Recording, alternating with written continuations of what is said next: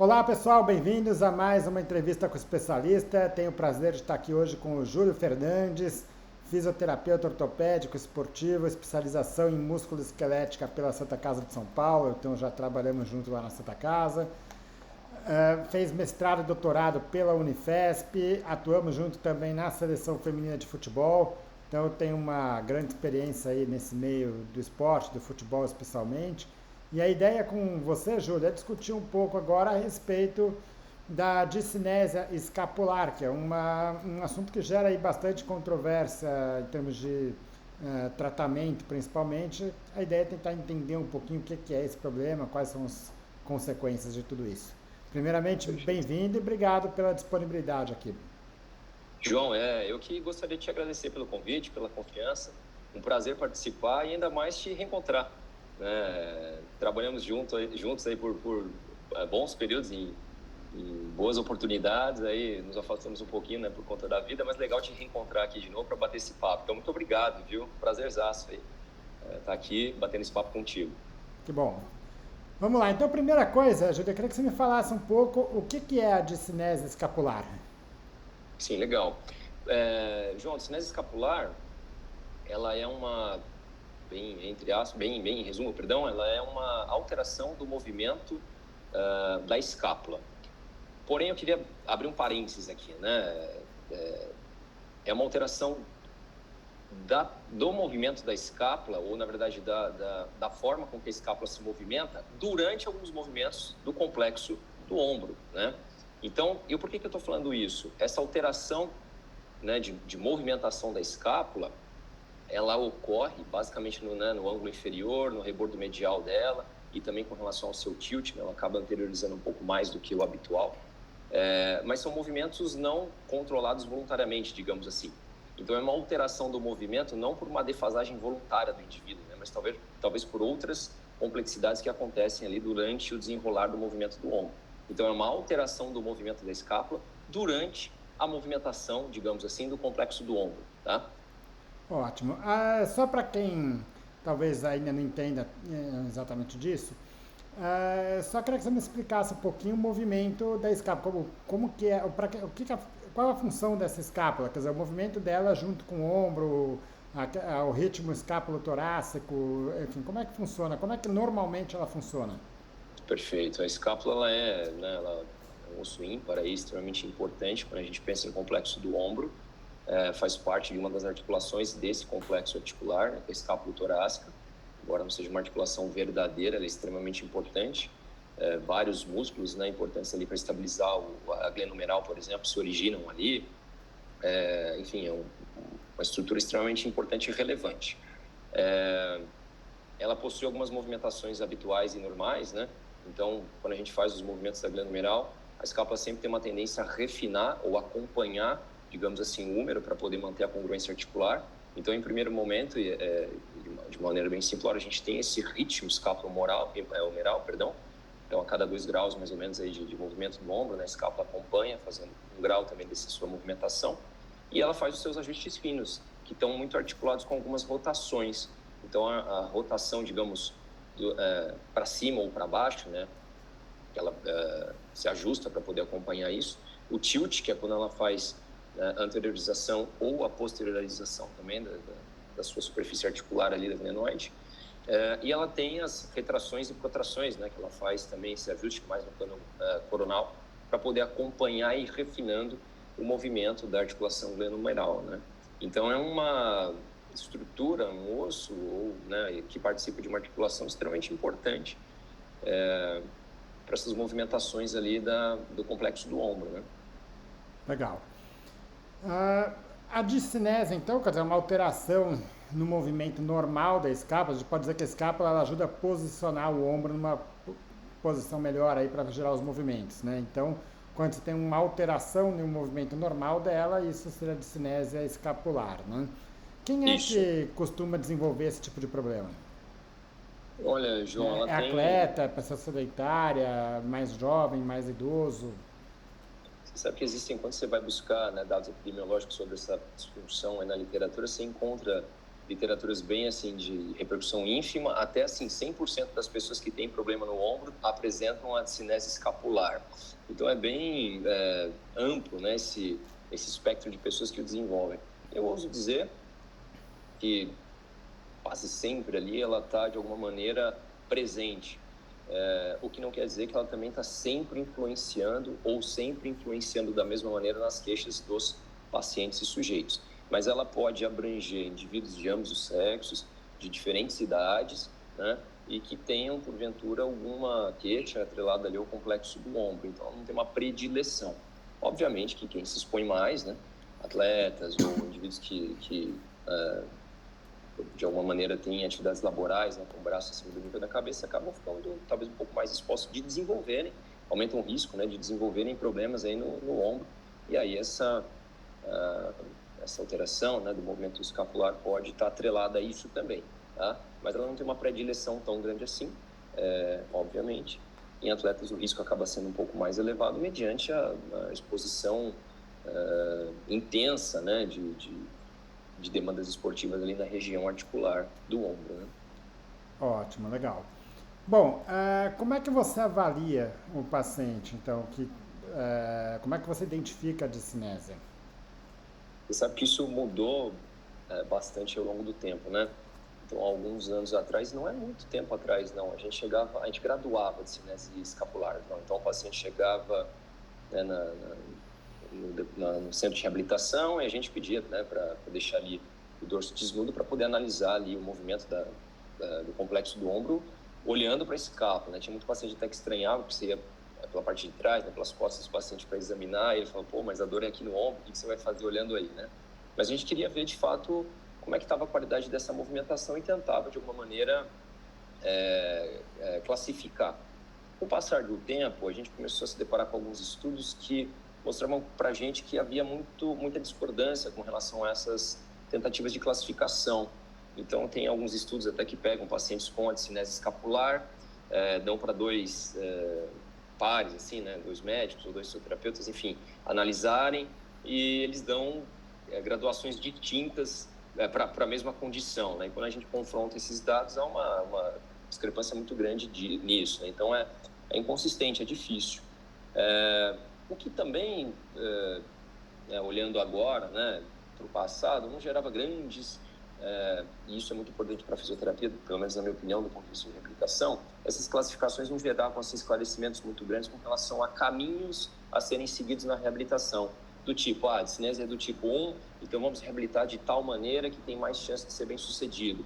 É do tipo 2, vamos de outra maneira, do tipo 3, de outra maneira, né, para poder encontrar aí de maneira mais rápida os resultados.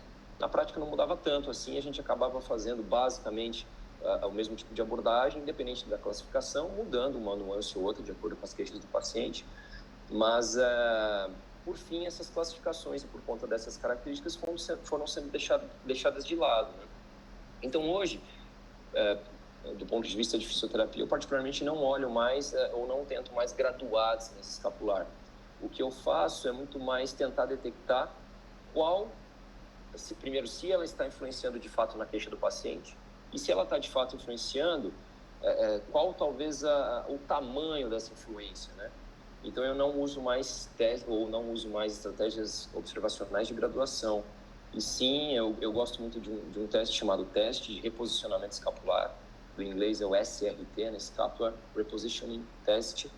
Você faz uma tração com o antebraço aqui assim na escápula, né? Como se você estivesse prendendo ela no gradil costal, e pede para o paciente fazer o movimento queixoso ou tentar simular um movimento queixoso, uma elevação do braço.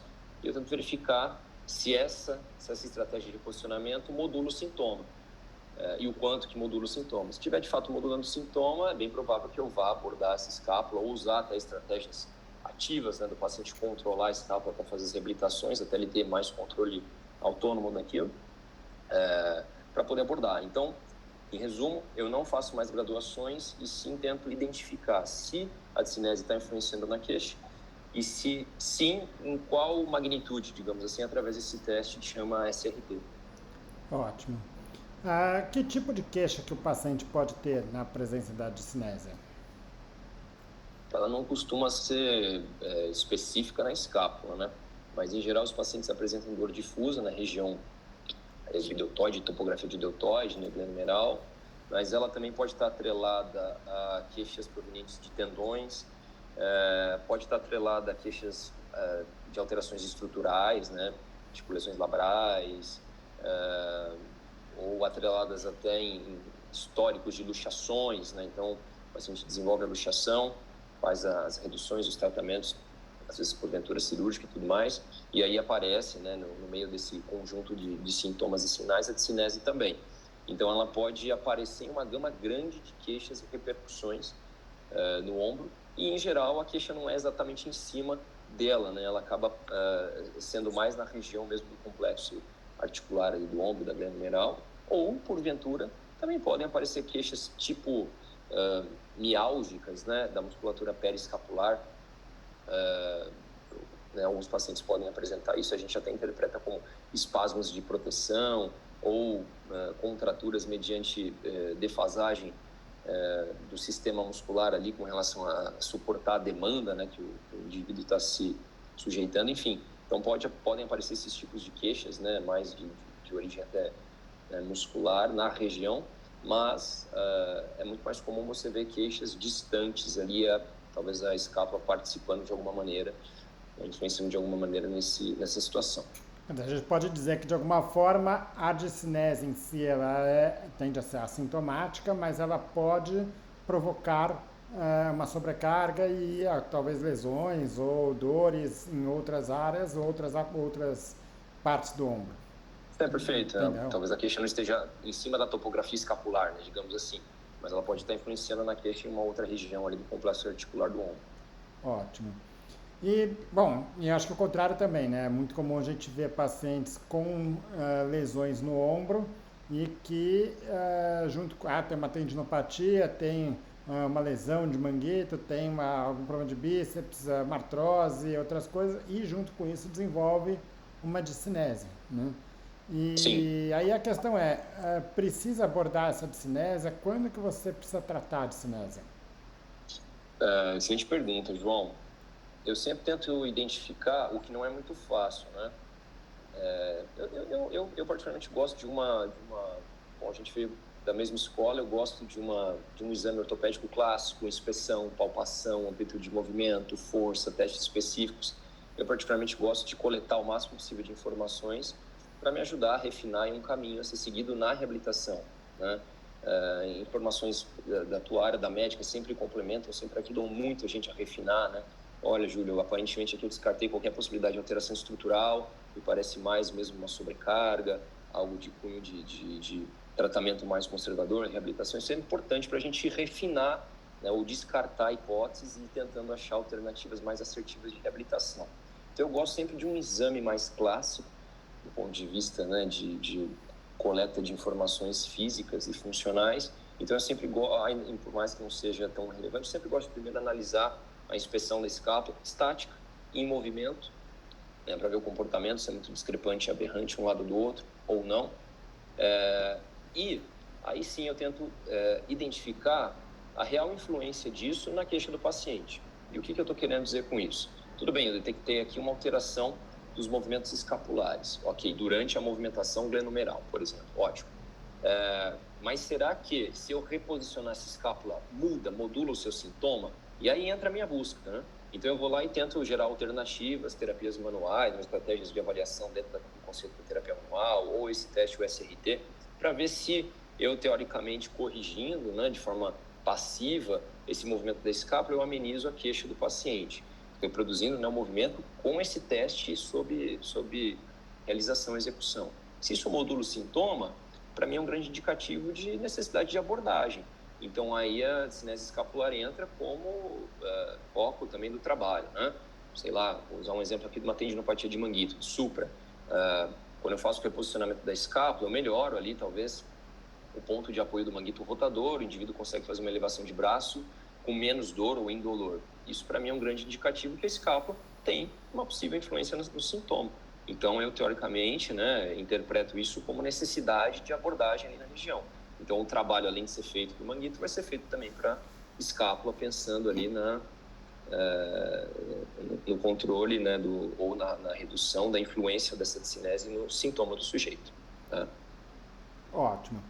Bom, até aqui a gente discutiu bastante o paciente sintomático que tem uma discinese, tem alguma queixa de dor, seja em volta da escápula, que é menos comum, ou mais comum no ombro mesmo. Né?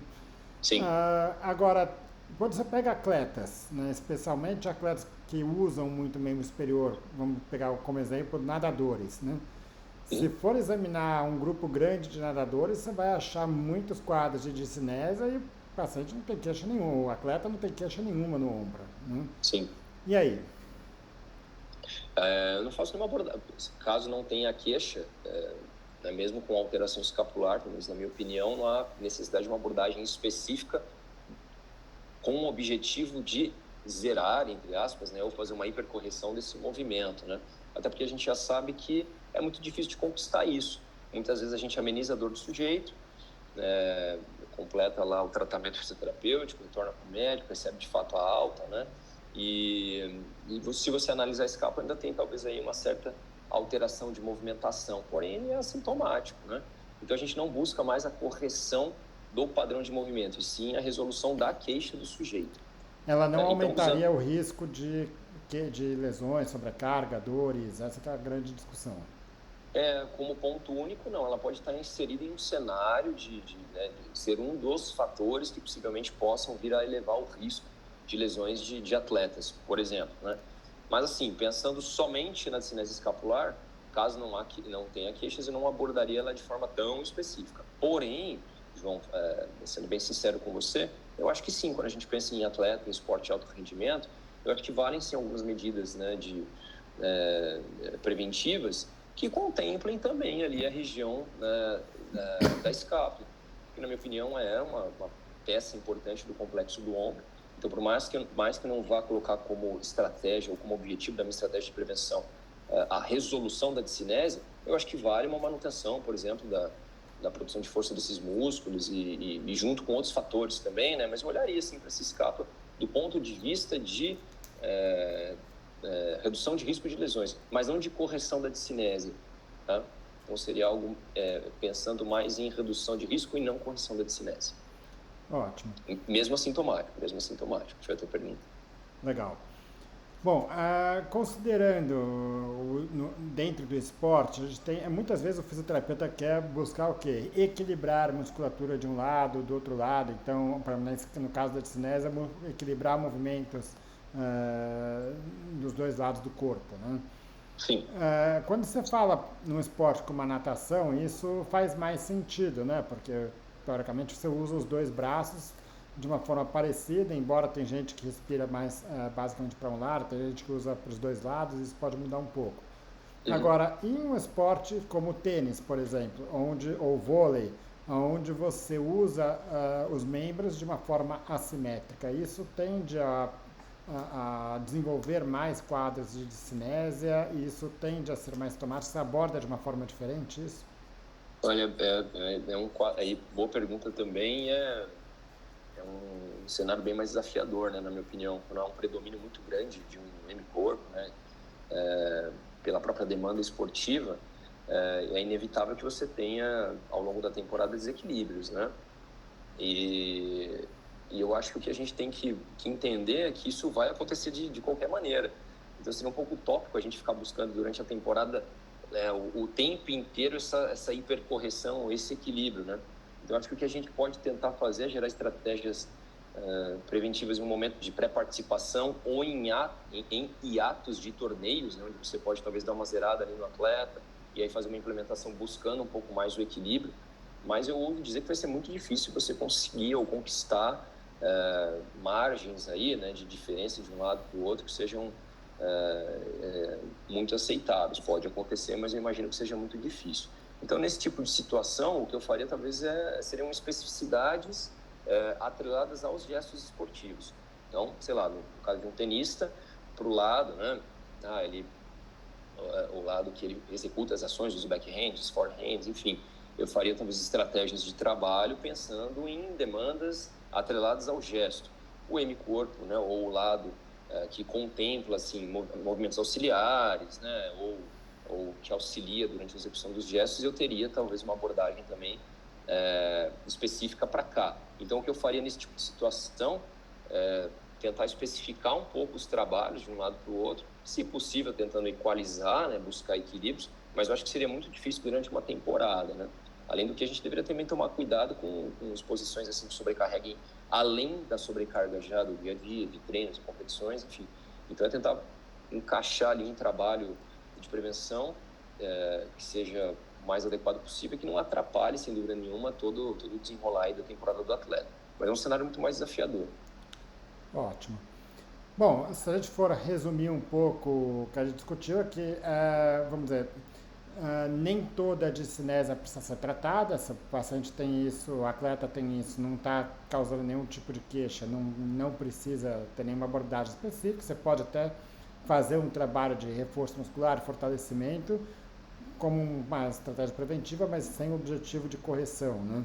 Quando Isso. precisa tratar, basicamente se trata assim, com o objetivo de melhora de sintoma. Muitas vezes os sintomas melhoram, mas não necessariamente vai modificar o movimento da escápula, né? Perfeito, perfeito. Especificamente para a escápula, o que você fala em termos de tratamento da escápula? O que seria esse tratamento? Como é que você aborda a escápula na fisioterapia? Eu costumo usar duas estratégias básicas, João. Uma que a gente chama de, né, são estratégias modulatórias, né? Embaixo desse guarda-chuva entram estratégias de terapia manual, tipo desativações de pontos gatilho, liberações miofasciais, mobilizações passivas ali da região, né? A grosso modo, eu sempre brinco com os pacientes, ou com os atletas, eu falo assim, primeiro vamos apagar o HD aqui do teu computador. Então, a ideia desse primeiro momento é tirar espasmos de proteção, contraturas, ou enfim, gerar a possibilidade do sistema muscular ali reagir à próxima demanda, que tende a ser exercício, que tem um caráter mais resolutivo, de uma maneira mais otimizada. Então, em um primeiro momento, alguns pacientes, alguns atletas precisam de mais volume desse tipo de intervenção, outros menos, então eu tento verificar isso nas abordagens iniciais, mas inicialmente eu sempre gosto de ter, né, ou de olhar para verificar se é necessário esse tipo de abordagem, alguns recursos de eletrotermofototerapia, que tem um cunho de vascularização, relaxamento muscular, algumas dosagens de laser de baixa intensidade, terapia combinada, que é o ultrassom associado a algumas correntes elétricas, né? Espasmolíticas, eu também gosto de me valer quando eu detecto essa necessidade. E aí eu entro na segunda parte, que é o que a gente chama na fisioterapia hoje de estratégia mais resolutiva, que é basicamente exercício terapêutico, João, que é basicamente cinesioterapia. Pensando na escápula propriamente dito, eu não acho que, embora a gente tenha às vezes, né, alguns estudos, né, acabou de sair uma literatura dizendo até que ou comparando exercícios mais gerais para o ombro versus escapulares, eles tiveram resultados similares com relação à modulação de dor. Mas eu particularmente gosto de fazer abordagens específicas para músculos que tenham talvez influência maior nas movimentações da escápula, tipo serrátil anterior. Então a gente tem lá os exercícios de push-up, a fase plus, né, que é quando a gente exige um pouquinho mais ali da movimentação. Então gosto dos exercícios de push-up que contemplam serrátil, romboides, trapézio médio, trapézio inferior. Raramente eu entro com trapézio superior, mas às vezes ele acaba entrando também no cenário. Enfim, então eu acabo lidando, quando eu penso em escápula, basicamente com esse complexo muscular inicialmente. E porventura espalha um pouco mais, né, para, sei lá, grande dorsal ou algum outro grupo muscular que eu julgue que talvez faça sentido dentro de uma demanda esportiva ou algo desse tipo, tá? Mas basicamente são os músculos que giram ali, né? A gente chama até no grupo lá de musculatura periescapular, né? Então os que estão em volta ali desse escápula, a gente acaba de alguma maneira contemplando eles com alguns exercícios que já são clássicos aí dentro da reabilitação. Ótimo. Bom, Júlio, acho que assim, certamente a gente já conseguiu tranquilizar muita gente que tem esses quadros de discinésia, que muitas vezes são percebidos não só por profissionais da saúde, mas às vezes por pessoas no treino, por familiares e coisas assim. E entender, né, que isso de fato, assim, não adianta, você pode fazer 50 sessões da melhor fisioterapia que o movimento muitas vezes não vai ser corrigido. Se não tem queixa, vamos seguir em frente, né? Perfeito. Mas ao mesmo Esse, tempo esse é o também, raciocínio. mas ao mesmo tempo entender também que existem algumas estratégias que podem ser usadas quando de fato existem sintomas, queixas que podem estar relacionadas ou não a esse quadro, né? João, posso só complementar 2 pontinhos que eu esqueci, que eu acho que são importantes? Claro. Com relação ao tratamento ainda. Existem 2 alongamentos que eu costumo inserir em alguns casos específicos. Quais são eles? Principalmente quando o paciente tem dor aqui no processo coracoide, eu costumo usar um alongamento de peitoral menor. Eu coloco uma toalha enrolada, o paciente deita, eu tento alongar um pouquinho essa região para poder melhorar um pouco essa tensão e essa possível queixa nessa área. E o alongamento, que a gente chama do complexo glenumeral, né, da parte, né, capsular glenumeral inferior, que a gente tem também aí alguns direcionamentos que a possível contratura dele pode corroborar com esse movimento aberrante da escápula. Então, quando eu detecto que isso também tem uma certa influência nas avaliações, né, dos pacientes que eu detecto uma influência disso no cenário de dor e de movimentação aberrante, eu costumo também inserir esses 2 alongamentos, tá? Ótimo, muito bom. Júlio, eu queria te agradecer a disponibilidade, acho que trouxe bastante esclarecimentos aqui e contar com você em outras discussões aqui. Eu que agradeço, João, e o canal está aberto, toda vez que você achar que eu posso contribuir, vai ser um prazer participar, tá bom? Muito obrigado. Obrigado mais uma vez.